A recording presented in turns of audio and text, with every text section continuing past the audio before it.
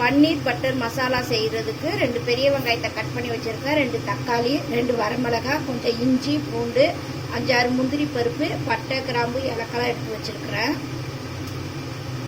ஒரு வடைச்சட்டி அடுப்பில் வச்சு கொஞ்சம் பட்டர் சேர்த்துக்கிறலாம். பட்டை கிராம்பு ஏலக்காய் சேர்த்துக்கிறணும்.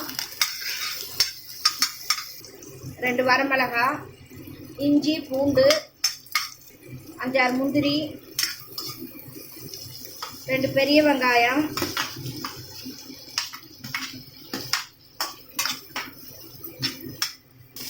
2 தக்காளியை கட் பண்ணி வச்சுருந்தேன், அதையும் சேர்த்து வதக்கிக்கலாம். மசாலாவுக்கு தேவையான உப்பு சேர்த்துக்கிறணும்.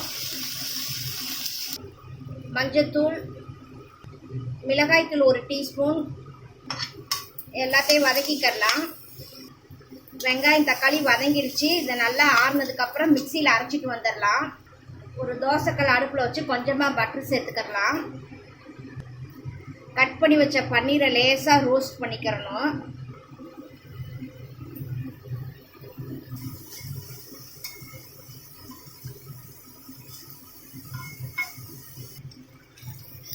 நல்லா ரோஸ்ட் ஆயிடுச்சு. இதை மாற்றி வச்சிடலாம்.